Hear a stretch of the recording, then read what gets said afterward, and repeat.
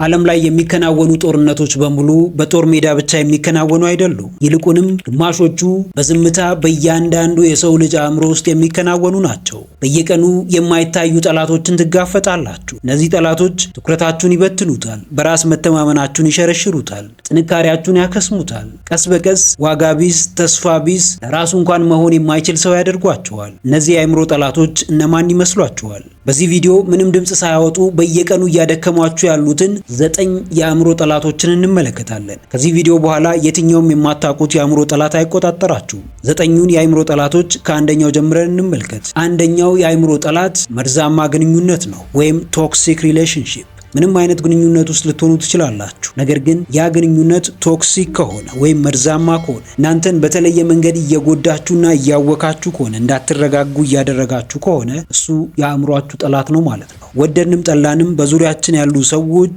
አዎንታዊም ሆነ አሉታዊ ተጽዕኖ ያሳድሩብናል። ሜቢ ከዛ ውስጥ ራሳችንን እንድንጠራጠር የሚያደርጉን ግንኙነቶች ይኖራሉ። እንዲሁም ደግሞ ራሳችንን እንድናውቅ የተሻለ ቦታም እንድንገኝ የሚያደርጉን በጣም ብዙ ግንኙነቶች ይኖራሉ። እነዚህ በዙሪያችን ያሉ ሰዎች አዎንታዊ ተጽዕኖ ብቻ እንዲያሳድሩብን ምንፈልግ ከሆነ እነዛን ግንኙነቶች የመቆጣጠር ግዴታ ይኖርብናል። ከዛ ውጪ ግን ለአሉታዊ ግንኙነቶች ወይም መርዛማ ግንኙነቶች ውስጥ ራሳችንን የምናስገባ ከሆነ በማናቀው መንገድ ወይም በማናቀው ደረጃ አእምሯችንን እየበከልነው እንሄዳለን። ለአእምሯችን በጣም አደገኛ ጠላት እየፈጠርንለት እንሄዳለን። ለዚህ ነው የትኛውም ግንኙነት ውስጥ ከመግባታችን በፊት ትልቅ ጥንቃቄ ማድረግ ያለብን። የፍቅር ግንኙነት ሊሆን ይችላል፣ ጓደኝነት ሊሆን ይችላል፣ የስራ ባልደረባነት ሊሆን ይችላል፣ ወይም ኢቭን ከቤተሰቦቻችን ጋር ያለን ግንኙነትም ሊሆን ይችላል። ያ ግንኙነት መርዛማ ከሆነ የአእምሯችን ጠላት ነው። ከዛ ውስጥ መውጣት ይኖርብናል። እዛ ግንኙነት ውስጥ መሆናችን በብዙ አይነት መንገድ አሉታዊ ተጽዕኖ ሊያሳድርብን ይችላል። ፎር ኢንስታንስ ሆፕለስ እንድንሆን ወይም ተስፋ ቢስነት እንዲሰማን፣ እኛ ምንም የማንረባ ሰዎች እንደሆንን እንዲሰማን ሊያደርገን ይችላል። የቶክሲክ ግንኙነት ዋናው መገለጫ ሁሌም ስቃይ ውስጥ መሆን ነው። ሁሌም ህመም ውስጥ መሆን ነው። ሁሌም ሳይረጋጉ መኖር ነው። ሳትረጋጉ የምትኖሩት ህይወት አይደለም።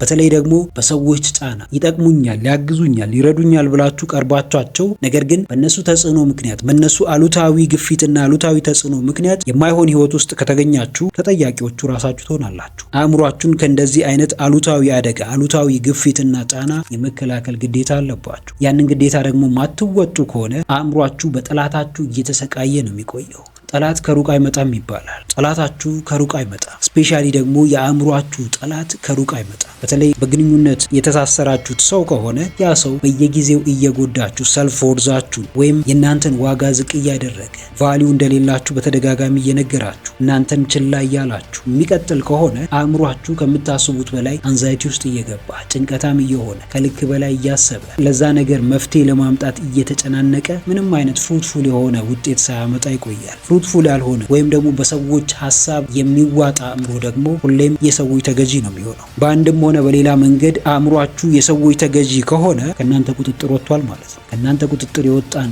አእምሮ ልትቆጣጠሩት አትችሉ፣ ልትጠቀሙበት አትችሉ፣ ውጤታማ ወይም ፕሮዳክቲቭ እንዲሆንም ማድረግ አትችሉ። ስለዚህ እያንዳንዱን ግንኙነቶቻችሁን መርምሯቸው። ይህ ግንኙነት የአእምሮዬ ጠላት ነው ወይስ ደግሞ የአእምሮዬ ወዳጅ ነው? ለአእምሮዬ የሚጠቅም ነው? ለጤና የሚጠቅም ነው? እኔን የሚያሳድገኝ ነው ወይስ አይደለም? የማያሳድጋችሁ የማይጠቅማችሁ ግንኙነት ምንም አያደርግላችሁ። ሁለተኛው የአእምሮ ጠላት ስሜታዊነት ነው ወይም ኢምፐልሲቪቲ። ስሜትን መያዝ አለመቻል፣ ደስታም ቢሆን ሀዘንን ዝም ብሎ መልቀቅ ማለት ነው። ስሜታዊ ስትሆኑ በጣም ብዙ የምታጧቸው ነገሮች አሉ። ሪአክት ስታደርጉ ከስሜታችሁ ተነስታችሁ ነው ሪአክት የምታደርጉት። ስለዚህ እናንተ የምታሳድዱት ኢንስታንት ግራቲፊኬሽን ይሆናል ማለት ነው። ጊዜያዊ ደስታን ነው ማለት ነው የምታሳድዱት። ለጊዜያዊ ደስታ ባሪያ የሆነ አእምሮ ደግሞ ራሱን ነፃ ሊያወጣ አይችልም። ራሱን ለሎንግ ተርም ግራቲፊኬሽን ሊያዘጋጅ አይችልም። ራሳችሁን ለሎንግ ተርም ግራቲፊኬሽን የማታዘጋጁ ከሆነ ህይወት ሁሌም እንቆቅልሽ ሆና ነው የምትቀጥለው። አሁን ላይ አድርጋችሁት አሁኑኑ ውጤት የሚሰጣችሁን ነገር እያደረጋችሁ ከሆነ ያ ነገር የሚጠቅማችሁ ነገር አይደለም። ለምሳሌ ሶሻል ሚዲያ ስትጠቀሙ ዶፓሚን ሂታችሁ በጣም ከፍ ይላል። ያኔ ደስ ይላችኋል። ቀልድ ትሰማላችሁ፣ ብዙ ጨዋታዎችን ትሰማላችሁ። ኢቭን የሚመለከታችሁንም የማይመለከታችሁንም ዜና ወይም ወሬ ታዳምጣላችሁ። በዛ ሰዓት ኢነርጂያችሁ ውስጥ ይሆናል፣ ዶፓሚናችሁ ከፍ ይላል፣ ትስቃላችሁ፣ ትደሰታላችሁ። ልክ ከዛ ሶሻል ሚዲያ ስትወጡ ግን ያ ደስታ የለም፣ ያ ደስታ ጠፍቷል። ያ የተመለከታችሁት ኮንተንት በህይወታችሁ ላይ የሎንግ ተርም ውጤት የሚያመጣ ኮንተንት አይደለም። ለዚህ ነው ብዙ ሰዎች ኢንስታንት ግራቲፊኬሽን ወይም ጊዜያዊ ደስታን በመፈለግ ህይወታቸውን የሚያመሰቃቅሉት። ዛሬ ወይም አሁን ልትደሰቱ ትችላላችሁ። ያ ደስታችሁ ህይወታችሁ ግን አይቀጥልም። በእንደዚህ አይነት ሁኔታ ውስጥ ከሆናችሁ ለአእምሯችሁ ትልቁን ጠላት እያዘጋጃችሁለት ነው። ኢንስታንት ግራቲፊኬሽን ወይም ጊዜያዊ ደስታ የሚባለው ነገር ከምታስቡት በላይ አእምሯችንን ይቆጣጠረዋል። ቀስ በቀስ ሱስ ይሆናል። የትኛውንም ሱስ የሚጠቀሙ ሰዎችን አስተውሉ። ሱስን የሚጠቀሙት ለኢንስታንት ግራቲፊኬሽን ነው፣ ወዲያው ደስታ ስለሚሰጣቸው ነው። ሲጋራ ሊሆን ይችላል፣ ጫት ሊሆን ይችላል፣ ወይም ሌሎች ሶሻል ሚዲያ ሊሆን ይችላል። ኢቭን የምግብ ሱስ ያለበት ሰው ራሱ ምግቡን በዛ ሰዓት የሚመገበው ልክ ሲመገብ ደስታ ስለሚሰጠው ነው። ያ ደስታ ግን ቀጣይነት የለውም። ያንን ደስታ ቀጣይነት እንዲኖረው ለማድረግ አእምሯችን በረጅም ጊዜ ውጤት ደስተኛ እንዲሆን ማድረግ ይኖርብናል። ስሜታዊ ስትሆኑ እያንዳንዱን የምትወስኑትን ውሳኔ ከስሜታችሁ ተነስታችሁ ነው የምትወስኑት። ያ ውሳኔያችሁ ደግሞ ውጤታማ ሊሆን አይችልም። የትኛውም ውሳኔ ሲወሰን ከስሜታዊነት በጸዳ መንገድ ተረጋግተን ነው መወሰን ያለብን። ሌላኛው ነገር ደግሞ ስሜታዊ ስትሆኑ በጣም ብዙ አንፊኒሽድ ፕሮጀክቶች ይኖሯችኋል። አንፊኒሽድ ፕሮጀክት ማለት በስሜታዊነት ትነሳሳላችሁ ወይም ለጊዜው ሞቲቬትድ ሆናችሁ ትነሳላችሁ። ያ ሞቲቬት ያደረጋችሁ ነገር ልክ ሲጠፋ ወይም ዞር ሲል ስፒች ሊሆን ይችላል ወይም ሌሎች ሰዎች ሲያደርጉ ተመልክታችሁ ሊሆን ይችላል። በዛ ምክንያት ሞቲቬትድ ሆናችሁ ወይም ተነቃቅታችሁ የሆነ ፕሮጀክት ትጀምራላችሁ፣ የሆነ ስራ ትጀምራላችሁ። ከዛ በኋላ ግን ታቆሙታላችሁ። ለምን? የጀመራችሁት አስባችሁበት አመዛዝናችሁ አይደለም። በጊዜያዊ ስሜታችሁ ግፊት ነው የጀመራችሁት። ያ የጊዜያዊ ስሜታችሁ ግፊት ደግሞ የሆነ ጊዜ ማቆሙና ማብቃቱ አይቀርም። በዛ ሰዓት ያንን ፕሮጀክት ታቆሙታላችሁ። ዞር ብላችሁ ህይወታችሁን ወደ ኋላ ተመልከቱ። ጀምራችሁ ያልጨረሳችሁት ነገር ምንድን ነው? ሪሌሽንሺፕ ሊሆን ይችላል፣ ስራ ሊሆን ይችላል፣ ትምህርት ሊሆን ይችላል። እነዛን ፕሮጀክቶች ያልጨረሳችሁበት ምክንያት ምንድን ነው? ሜቢ ስትጀምሩ በስሜታዊነት ጀምራችሁ ሊሆን ይችላል። ግራውንድድ የሆነ ፕላን ላይ ኖራችሁ ይችላል። ሰዎች ላይ ስላያችሁ ብቻ እንዲሁ ሆይ ብላችሁ የጀመራችኋቸው ሊሆኑ ይችላሉ። ካሁን በኋላም በእንደዚህ አይነት ህይወት ውስጥ የምትቀጥሉ ከሆነ ለአእምሯችሁ አሁንም ትልቁን ጠላት እያዘጋጃችሁለት ነው። አእምሯችን የሚሰጠን ያስለመድነውን ነገር ነው። ጀምሮ መተውን ካስለመድነው የሆነ ጊዜ እንጀምራለን፣ ከዛ በኋላ እናቆማለን። አስበን ሳናደርግ መተውን ካስለመድነው ብዙ ነገሮችን እናስባለን። እነዛ ያሰብናቸውንም ነገሮች ለብዙ ሰዎች እንናገራለን። ከዛ በኋላ እነዛን ነገሮች ሳናደርጋቸው እንተዋቸዋለን። ህይወት ደግሞ በዚህ መንገድ የተሻለ ደረጃ ላይ ልታደርሰን አትችልም። ጠላታችሁን አሁኑኑ አስወግዱ። ስሜታዊ የመሆንን ጠላት፣ ኢምፐልሲቭ የመሆንን ጠላት፣ ግትር የመሆንን ጠላት ወይም ይሄ ግልፍተኛ የመሆንን ጠላት፣ ስሜትን ያለመግራትን ጠላት አሁኑኑ አስወግዱ። አእምሯችሁ በስሜታችሁ እንዲመራ አታድርጉት። በጊዜያዊ ስሜታችሁ የሚመራ አእምሮ ምንም ያክል ብትሰሩ፣ ብትደግሙ፣ ብትለፉ ምንም አይነት ውጤት አያመጣላችሁ። ኢቭን የሚያመጣው ውጤት ራሱ የሚጎዳችሁና የሚጥላችሁ ውጤት ነው።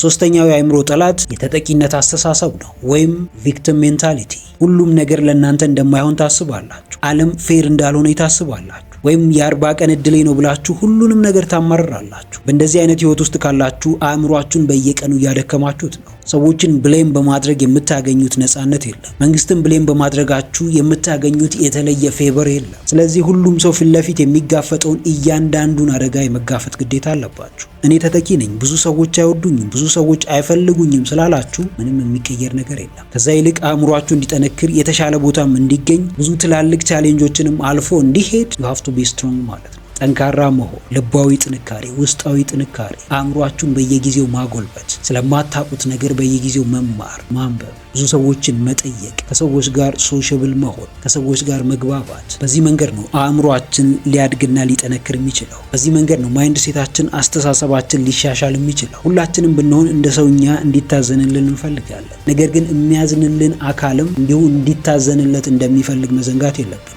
ሰዎች እንዲረዷችሁ ልትፈልጉ ትችላላችሁ። ሰዎች እንዲረዷችሁ ልትጠብቁ ትችላላችሁ። ነገር ግን እነዛ እንዲረዷችሁና እንዲረዷችሁ የምትጠብቋቸው ሰዎችም ሌሎች ሰዎች እንዲረዷቸውና እንዲረዷቸው ይጠብቃሉ። ስለዚህ ራሳችሁን መቻል ላይ ትኩረት አድርጉ። ራሳችሁን ነፃ ማውጣት ላይ ትኩረት አድርጉ። አእምሯችሁን በሚገባው ልክ ማሰራት ላይ ትኩረት አድርጉ። የተጠቂነት አስተሳሰብ ወይም ደግሞ ቪክቲም ሜንታሊቲ ውስጥ ከሆናችሁ በብዙ ነገር ላይ ቶሎ ተስፋ ትቆርጣላችሁ። ቶሎ ተስፋ የሚቆርጥ ሰው ደግሞ አእምሮውን እንዳይሰራ እየገደበው ነው። አእምሮ ሞር ክሬቲቭ እና ፕሮዳክቲቭ እንዳይሆን እያገደው ነው። ራሳችሁን ለራሳችሁ መሰናክል አታድርጉ። ራሳችሁን በገዛ በወረደ አስተሳሰባችሁ አቅባችሁ አታስቀሩት፣ አቁማችሁ አታስቀሩት። ፓወር ሊሆናችሁ የሚችለው የውስጣዊ አመለካከት ወይም የውስጣዊ እምነታችሁ እንጂ ኤክስተርናል ፎርሶች አይደሉም። እስከተወሰነ ጊዜ ድረስ ሊገፋችሁ ይችላል፣ ወይም ደግሞ ከውጭ የሚመጣ ነገር ሊያስነሳችሁ ይችላል፣ ጥረታችሁን እንድትጀምሩ ሊያደርጋችሁ ይችላል። ነገር ግን በፍጹም ያ ከውጭ የሚመጣ ነገር ጥረታችሁን ከዳር እንድታደርሱና ውጤታማ እንድትሆኑ ሊያደርጋችሁ አይችልም። ትልቁ ፓወር ያለው እናንተ ጋር ነው፣ ወይም አእምሯችሁ ውስጥ ነው። አእምሯችሁን እንዲቆጣጠሩ የፈቀዳችሁለት የትኛውም ነገር አይዲዮሎጂ ሊሆን ይችላል፣ እምነታችሁ ሊሆን ይችላል። እሱ ነው የሚመራችሁ። ህይወታችሁን የሚዘውረው እሱ ይሆናል። ለዚህ ነው ለእያንዳንዱ ለማናስተውላቸው የአእምሮ ጠላቶቻችን ትኩረት መስጠት ያለብን። ትኩረታችንን እነሱ ላይ አድርገን በየቀኑ መጋፈጥና እነሱን ማሸነፍ ያለብን። አራተኛው የአእምሮ ጠላት ግልጽ ያልሆነ ድንበር ነው ወይም unclear boundaries። ባውንደሪ ታስቀምጣላችሁ ወይም ደግሞ ቀይ መስመር ታሰምራላችሁ። እነዛ ቀይ መስመሮቻችሁ ወይም ባውንደሪያችሁ ግልጽ ካልሆኑ ማንም ሰው ወደ ህይወታችሁ እየገባ እንደፈለገ ነው የሚያደርጋችሁ። ኖ ማለት ባለባችሁ ሰዓት ኖ ማትሉ ከሆነ የማትፈልጓቸውን የማትደራደሩባቸውን እያንዳንዱን አቋማችሁን በግልጽ ለሰዎች የማታስረዱ ከሆነ የሰዎች ባሪያ መሆናችሁ አይቀርም። የሰዎች ባሪያ ከሆናችሁ ደግሞ ስትረስ ውስጥ ትገባላችሁ። አእምሯችሁን በምትፈልጉት ደረጃ መጠቀም አትችሉ። እሺ ማለት ባለባችሁ ጊዜ እሺ ትላላችሁ፣ እምቢ ማለት ባለባችሁ ጊዜ እምቢ ትላላችሁ። ከዚህ ውጪ ግን በይሉኝታ ምክንያት ሰዎችን በመፍራት ምክንያት እሺ ማለት የሌለባችሁን ነገር ኖ እያላችሁ ኖ ማለት የሌለባችሁን ነገር ደግሞ እሺ እያላችሁ የምትቀጥሉ ከሆነ አእምሯችሁ በምትፈልጉት ደረጃ ፈንክሽን ሊያደርግ አይችልም። ለሰዎች የማይገባቸውን ቦታ ትሰጣላችሁ። በትንሹም በትልቁም ባጠፋችሁትም ነገር ባላጠፋችሁትም ነገር ሰዎችን ይቅርታ ትጠይቃላችሁ። ሰዎች እንዲቀየሟችሁ በፍጹም አትፈልጉ። ሁሌም ሰዎች እንዲወዷችሁ አጥብቃችሁ ትፈልጋላችሁ። ይህ ነገር ደግሞ ሊሆን አይችልም። ሰው ለምን አላናገረኝም ብላችሁ ራሳችሁን ታስጨንቃላችሁ። ይህ ጭንቀት ነው እየተደራረበ አእምሯችሁ በሚገባው ልክ እንዳይሰራ የሚያደርገው። ለሰዎች መኖር ካለባችሁ ለራሳችሁ ከኖራችሁ በኋላ መሆን ይኖርበታል። ብዙ ሰዎች የራሳቸውን ህይወት ችላ ይላሉ። ለሰዎች ህይወት ከልክ በላይ ይጨነቃሉ። ባውንደሪ የሚባል ነገር የላቸው። ከዛ በኋላ ግን ከሰዎች ክብርንና ፍቅርን ይጠብቃሉ። ይህ ነገር ሊሆን አይችልም። ራሳቸው አስበውና ፈልገው ራሳቸውን ማስከበር ሲችሉ ምንም የሚያስከብራቸውን ነገር ሳያደርጉ ኢቭን ከዛም በላይ ደግሞ የሚያስንቃቸውን የሚያስተቻቸውን ክሊር የሆነ ባውንደሪ ወይም ደግሞ ግልጽ የሆነ ገደቦችን ማስቀመጥ ሳይችሉ ሰዎች እንዲያከብሯቸውና እንዲወዷቸው ይፈልጋሉ። ይህ ነገር በፍጹም ሊሆን አይችልም። ራሳችሁን ከሰዎች ጋር አታወዳዱ። ራሳችሁን በራሳችሁ መንገድ መምራትን ተለማመዱ። በዚህ ዘመን ፍቅርንም ሆነ ክብርን በልመና ልናገኛቸው አንችልም። ልናገኛቸው የምንችለው በስራችንና በማንነታችን ነው። በምንገነባው ማንነትና ስብዕና ነው። ብዙ ጊዜ አስተውላችሁ ከሆነ ግልጽ የሆነ ገደብ የሌላቸው ሰዎች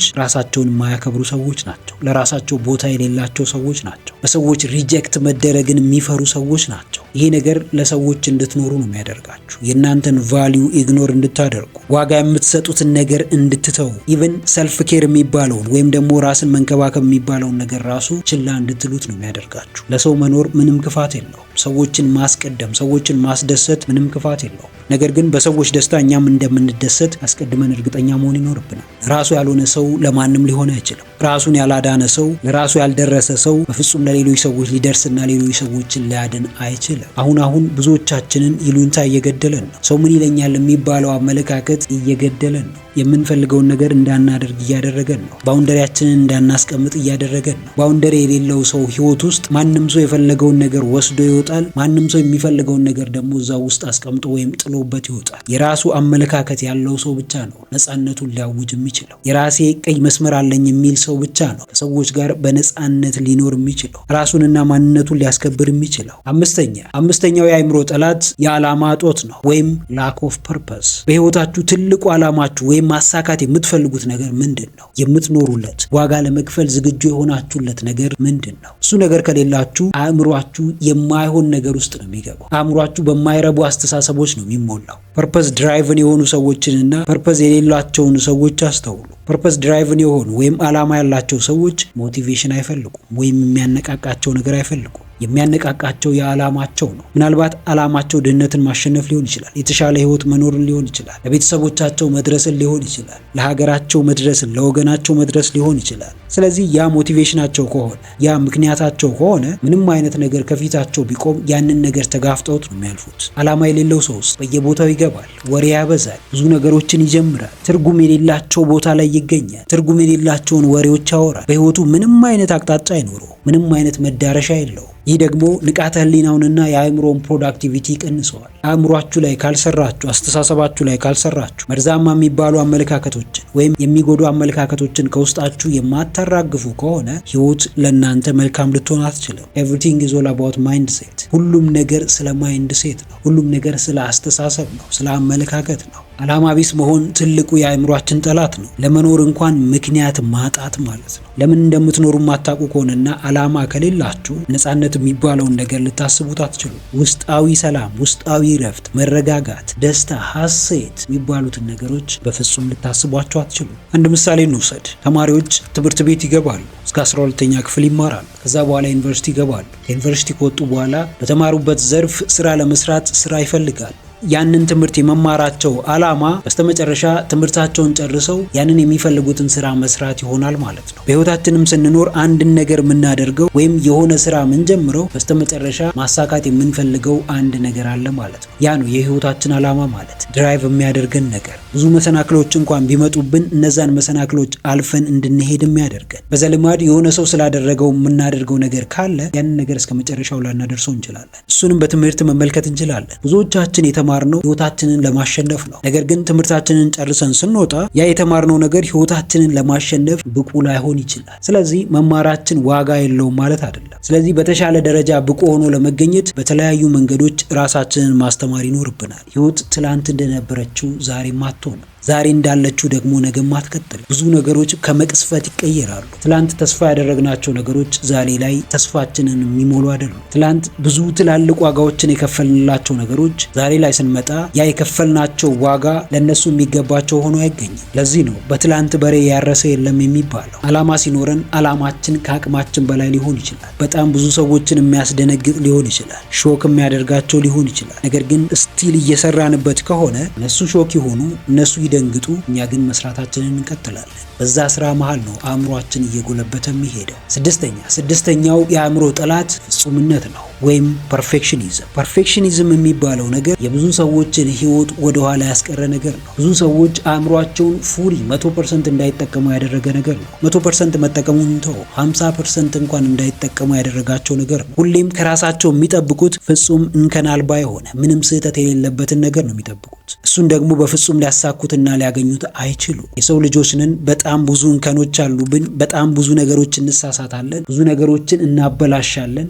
በዛ መሃል ነው ትምህርት የሚባለው ነገር የሚመጣው። ፕራክቲስ ሜክስ ፐርፌክት ይባላል። ኮምፕሊትሊ ሮንግ ነው። ፕራክቲስ በፍጹም ፐርፌክት ሊያደርገን አይችልም። ለምን? የሰው ልጅ ፍጹም አይደለም። ፕራክቲስ ሜክስ ኢምፕሩቭመንት። ፕራክቲስ ወይም በየቀኑ አንድን ነገር ማድረግ ፍጽምናን ሳይሆን መሻሻልን ነው ሊያመጣ የሚችለው። ትላንት ከነበርንበት ደረጃ ላይ ከፍ ያለ የተሻለ ደረጃ ላይ ያደርሰናል። የተሻለ ማንነትን ክሬት እንድናደርግ ያደርገናል። ነገር ግን ፍጹም የሚባለው ደረጃ ላይ ሊያደርሰን አይችልም። ፍጽምናን ከራሳችሁ እየጠበቃችሁ ከሆነ አእምሯችሁን እያደከማችሁት ነው። አእምሯችሁን ፐርፌክሽኒዝም በሚባለው አደገኛ ጠላት እያሰራችሁት ነው። ለራሳችሁ የምታስቀምጡት ስታንዳርድ ምን ያክል ነው? ለራሳችሁ የምትሰጡት ዋጋ ምን ያክል ነው? መነሻው እስከ ምንድን ነው? ከሰዎች ስታንዳርድ ተነስታችሁ ነው ለራሳችሁ ዋጋ የምትሰጡት ወይስ ደግሞ ራሳችሁ ክሬት ያደረጋችሁት ስታንዳርድ አለ? ብዙ ሰዎች ፐርፌክት የሚባለውን ሲቹዌሽን የሚፈልጉት የመውደቅ ፍራቻ ስላለባቸው ነው። ሲወድቁ ደግሞ ብዙ ሰዎች ሊሳለቁባቸው ይችላሉ። ለዛ ነው ፐርፌክት የሚባለውን ሁኔታ እየጠበቁ ቆመው የሚቀሩት። ፐርፌክት የሚባለውን ሁኔታ እየጠበቃችሁ ነው ማለት ደግሞ አእምሯችሁ ያንን አስተሳሰብ ይለምደዋል። በዛ መንገድ እንዲመራ ያደርገዋል። ያንን ነገር ማመን ይጀምራል። ያ እምነታችሁ ደግሞ በህይወታችሁ ይገለጣል። አንአቺቨብል የሆነ ስታንዳርዶችን ታስቀምጣላችሁ። አዳፕቲቭ ኤንድ ማልአዳፕቲቭ የሚባሉ የፍጽምና አይነቶች ወይም የፐርፌክሽኒዝም አይነቶች አሉ። አዳፕቲቭ የሚባለው ፐርፌክሽኒዝም በራሳችሁ ስታንዳርድ ከራሳችሁ አቅም ጋር አመዛዝናችሁ አውጥታችሁ አውርዳችሁ የምታስቀምጡት ስታንዳርድ ነው። ይህ ስታንዳርድ እናንተን በየጊዜው ፑሽ የሚያደርጋችሁ ነው። በየቀኑ የተሻለ ነገርን እንድታደርጉ የሚያደርጋችሁ ነው። ማልአዳፕቲቭ የሚባለው ፐርፌክሽኒዝም ግን ቶክሲክ ፎርም አለው። አንአቺቨብል ስታንዳርዶችን ታስቀምጣላችሁ። ራሳችሁን ከሌሎች ሰዎች ጋር ታወዳድራላችሁ። ህይወታችሁ ከእናንተ አቅም በላይ በሆነ ነገር እንዲስተካከል ወይም እንዲሻሻል ነው የምታስቡት። ይህ ነገር ደግሞ ቶክሲክ ፐርፌክሽኒዝም የሚባለውን ነገር ክሬት ያደርጋል። እሱ አእምሯችሁን አሳስሮ ያስቀምጠዋል። ከራሳችሁ የምትጠብቁት ትልቅ ነገር ነው፣ እያደረጋችሁ የምትገኙት ግን በጣም ትንሽ ነገር ነው። ከዛ ራሳችሁን ዝቅ ማድረግ ትጀምራላችሁ። የበታችነት ስሜት ይሰማችኋል። አእምሯችሁ በሚገባው ልክ ፈንክሽን እንዳያደርግ ታደርጉታላችሁ። ፐርፌክሽኒስት የሚባለውን የአእምሯችሁን ጠላት ከውስጣችሁ አስወጡ። በየቀኑ መሻሻልና ማደግ ላይ ፎከስ አድርጉ። በትንሹ መጀመር ላይ ፎከስ አድርጉ። ህይወትን በየቀኑ መኖር ላይ ፎከስ አድርጉ። ሰባተኛ እንግዲህ ውድ ቤተሰቦች እስካሁን አብራችሁን ከሆናችሁ ቪዲዮውን ላይክ ማድረጋችሁ እንዳትረሱ። እንዲሁም ደግሞ ለቻናሉ አዲስ ከሆናችሁ አሁኑኑ ሰብስክራይብ በማድረግና የደውል ምልክቱን በመጫን ቤተሰብ መሆን ትችላላችሁ። ሰባተኛው የአእምሮ ጠላት ራስን መጠራጠር ነው ወይም ሰልፍ ዳውት። ለራሳችሁ ያላችሁ አመለካከት ምንድን ነው? ራሳችሁን ዝቅ እያደረጋችሁ ነው ወይስ ደግሞ ራሳችሁን ከልክ በላይ ከፍ እያደረጋችሁ ነው? ለራሳችሁ አዎንታዊ አመለካከት አላችሁ ወይስ ደግሞ ለራሳችሁ አሉታዊ አመለካከት አላችሁ? ራስን መካብም ሆነ ራስን ዝቅ ማድረግ ትክክል አይደለም። አእምሯችንን የሚጎዳ አመለካከት ነው። ሰልፍ ክሪቲክ የሚባል ነገር አለ። በራሳችን በገዛ አመለካከታችን አእምሯችን ውስጥ የማይገባ የማያስፈልግ ውጥረትን መፍጠር፣ በራስ መተማመናችንን የሚገድሉ አመለካከቶችን ማምጣት፣ እኔ አልችልም፣ እኔ አልረባ፣ እኔ ይሄ ስራ አይሆንልኝ፣ እኔ ይሄን ያህል ገቢ ማምጣት አልችልም ብሎ ማመን። እናንተ በራሳችሁ የማታምኑ ከሆነ ማንም ሰው በእናንተ ሊያምን አይችልም። በራሱ የማይኮራን ሰው ማንም ሰው ሊኮራበት አይችልም። ራሱን የማያከብርን ሰው ማንም ሰው ሊያከብረው አይችልም። ሂውማን ኔቸር ወይም ሂውማን ሳይኮሎጂ የሚሰራው በዚህ መንገድ ነው። የገዛ ማንነታችሁ ባለቤት እናንተ ሆናችሁ ሳለ ሌሎች ሰዎች እንዲገፏችሁና በእናንተ እንዲያምኑ የምትጠብቁ ከሆነ ራሳችሁን እየተጠራጠራችሁ ነው ማለት ነው። ራስን መጠራጠር ደግሞ አንደኛውና በጣም ትልቁ የአእምሯችን ጠላት ነው። በየጊዜው በራሳችሁ የምትጠራጠሩ ከሆነ አንድ ትንሽ ነገር እንኳን ለማድረግ ውጫዊ ግፊት ወይም ደግሞ ውጫዊ እርዳታን ትፈልጋላችሁ። አጋጥሟችሁ ከሆነ አንዳንድ ሰዎች ትንሽ ነገር ለማድረግ ራሱ ብዙ ሰዎችን ያማክራሉ። ያ ነገር ብቻቸውን ራሳቸው ማድረግ የሚችሉት ነገር ሆኖ ሳለ እነሱ ግን ብቻቸውን ማድረግ ስላለመዱ ሰው ይፈልጋሉ። ትንሽ ነገር ለመግዛት ሰው ይጠራሉ። እንደዚህ አይነት ሜንታሊቲ ውስጥ ወይም እንደዚህ አይነት ማንነት ውስጥ ከሆናችሁ አእምሯችሁ ማድረግ የሚችለውን ነገር እንዳያደርግ እየገደባችሁት ነው። ነፃነቱን እያሳጣችሁት ነው። አቅሙን በሚገባው ልክ እንዳይጠቀም እያደረጋችሁት ነው። በራስ መጠራጠር ኢንፌሪዮሪቲ ኮምፕሌክስ ውስጥ እንድትገቡ ያደርጋችኋል። ወይም የበታችነት ስሜት ውስጥ እንዲገቡ፣ ከሰዎች የበታች እንደሆናችሁ፣ ሰዎች ያገኙት ነገር እንደማይገባችሁ፣ የተሻለ ቦታ እንደማይገባችሁ እያመናችሁ ትመጣላችሁ። ይህም ነገር ደግሞ አእምሯችሁን አሳስሮ ያስቀምጠዋል። ስምንተኛው የአእምሮ ጠላት ምቾትን መልመድ ነው፣ ወይም ጌቲንግ ዩዝድ ቱ ኮምፎርት። ለብዙ ሰዎች ምቾት የአእምሮ ጠላት አይመስላቸው። አእምሯቸውን እንደሚያደክመው አያውቁ። ነገር ግን ምቾት ከምናስበው በላይ የአእምሯችን ጠላት ነው። ምቾት ውስጥ ስንሆን ወይም ምቾትን ስንለማመድ ቻሌንጆችን ኢግኖር እናደርጋለን። የሚያስጨንቁንና የሚያሳስቡንን ነገሮች ኢግኖር እናደርጋለን፣ ችላ እንላቸዋለን። እነዚህ ነገሮች ደግሞ ችላ አልን ማለት አእምሯችን ቀላል ነገሮችን ይለምዳል። ቻሌንጅ የሚያደርጉትን ነገሮች አይፈልግም። ይሄ ልማዳችን ፕሮክራስቲኔት እንድናደርግ ያደርገናል። ዛሬ ነገ እያልን እንድንቆይ። የአእምሯችን ምስሎች የሚያድጉት ወይም የሚጠነክሩት በጣም አኪውሬት የሚባል ትክክለኛ ውሳኔዎችን የሚወስኑት በቻሌንጅ ውስጥ ሲያልፉ ነው። ልማዳችን መጥፎ ሊሆን ይችላል ወይም ጥሩ ሊሆን ይችላል። ነገር ግን የልማዳችን ጥሩነትና መጥፎነት ኮንፈርት ከመሆን አያግደው። ምናልባት ስፖርት መስራት ለብዙ ሰዎች ቻሌንጂንግ ሊሆን ይችላል። ነገር ግን አንዳንዶቻችን ለምደነው ለኛም ኮንፈርት የሚሆንበት ጊዜ ይመጣል። ያ ነገር ቻሌንጅ የማያደርገን ከሆነ በየጊዜው እያሳደግነው ማንሄድ ከሆነ አእምሯችንን የሚፈትን ነገር ማንፈጥርለት ከሆነ ኮንፈርት ይሆናል ማለት ነው። እዛ ኮንፈርት ውስጥ ደግሞ የአእምሯችን ጥንካሬ ሊያድግ አይችልም። ሜንታል ታፍነሳችን ሊጨምር አይችልም። መጽሐፍ ማንበብ ለብዙ ሰዎች በጣም ከባድ ይሆናል። ለአንዳንድ ሰዎች ደግሞ በጣም ቀላል ነው። ኢቭን ኮንፈርታቸውም ሊሆን ይችላል። ነገር ግን ያ ኮንፈርታቸው አእምሯቸው ሞር ክሪኤቲቭ እንዲሆን የማያደርገው ከሆነ ሌላ ተጨማሪ መጽሐፍቶችን ማንበብ ይኖርባቸዋል ማለት ነው። ሜቢ መጠኑን ሊጨምሩ ይችላሉ፣ ወይም ደግሞ የመጽሐፉን አይነትና ይዘት መቀየር ሊኖርባቸው ይችላል። ብዙዎቻችን ኮንፈርት የሚባለውን ነገር አብዝተን እንፈልገዋለን። ነገር ግን በዛ ኮንፈርት በምንለው ሁነት ውስጥ ወይም ሲቹዌሽን ውስጥ ምንም የሚቀየር ነገር የለም። ሁሌም ያንኑ ነገር እየደጋገምን ነው የምንሄደው። በስራው ዓለም ሊሆን ይችላል፣ በትምህርቱ ዘርፍ ሊሆን ይችላል። አንድን ስራ በተመሳሳይ ሁኔታ፣ በተመሳሳይ መጠን፣ በተመሳሳይ ደረጃ ለ10 ዓመት ከመስራት ይልቅ 2 ስራዎችን 5 ዓመት መስራት ይሻላል። ለምን? አእምሯችን በዛው ልክ ነው እየጎለበተና እያደገ የሚሄደው።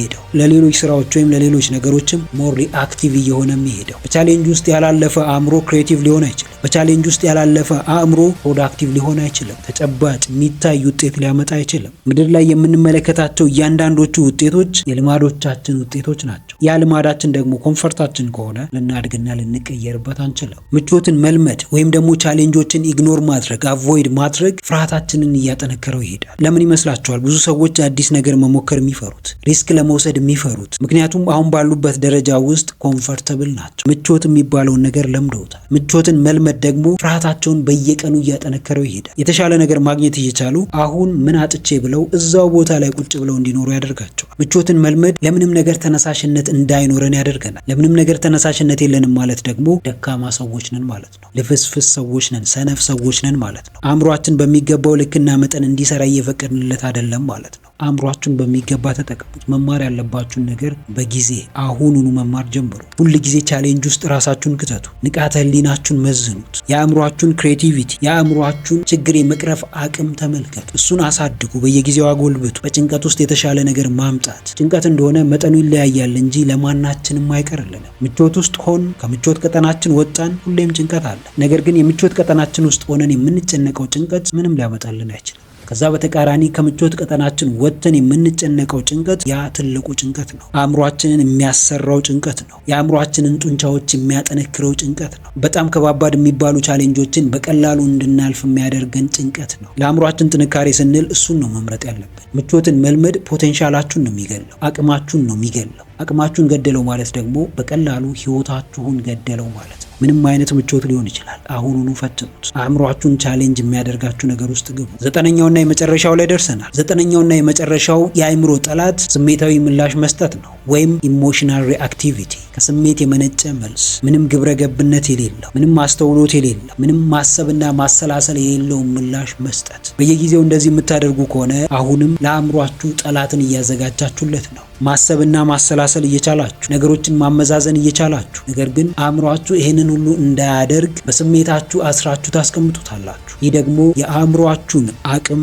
ገድቦ ያስቀረዋል፣ ልፍስፍስ እንዲሆን ያደርገዋል፣ በስሜቱ እንዲመራ ያደርገዋል። ከዛ በኋላስ በስተመጨረሻ ለቁጭትና ለጸጸት እንዲዳረግ ያደርገዋል። ሁሉም የሰው ልጅ ራሽናል ተውቷል ወይም መደበኛ አስተሳሰብ፣ መደበኛ ምላሽ፣ ስሜታዊ ምላሽ የሚሰጥ ከሆነ ግን እነዚህን መደበኛ አመለካከቶች፣ መደበኛ አስተሳሰቦች ሃይጃክ ያደርጋቸዋል። ትንሽ ነገር ያበሳጨዋል፣ በትንሽ ነገር ይናደዳል። ንዴቱን ደግሞ መቆጣጠር አይችልም። ወዲያው ሪአክት ያደርጋል፣ ወዲያው ሪስፖንስ ይሰጣል። ይህ ልማዱ ደግሞ አእምሮ በሚገባው ልክ አስቦ አመዛዝኖ ነገሮችን አውጥቶና አውርዶ ትክክለኛውን ውሳኔ እንዳይወስን ያደርገዋል። ህይወታችን በብዙ ውሳኔዎች የተሞላች ነች። እነዚህ ውሳኔዎች ደግሞ ህይወታችንን ሊያስተካክሉትም ሊያበላሹትም ይችላሉ።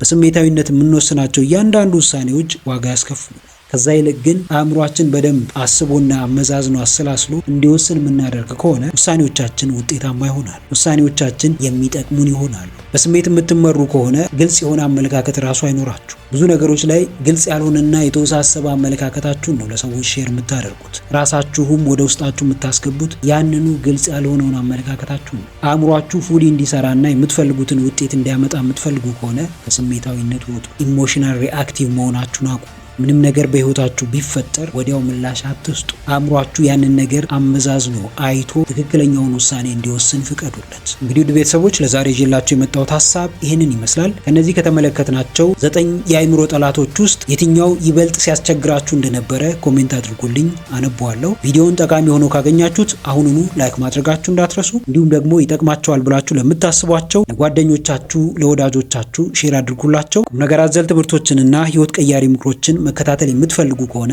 ይህንን ቻናል አሁኑኑ ሰብስክራይብ በማድረግና የደውል ምልክቱን በመጫን ቤተሰብ መሆን ትችላላችሁ። ስለነበረን ጊዜ ሁሉ በጣም አመሰግናለሁ። በቀጣይ ቪዲዮ በአዲስ ሀሳብ እስክንገናኝ ሰላማችሁ ይብዛ።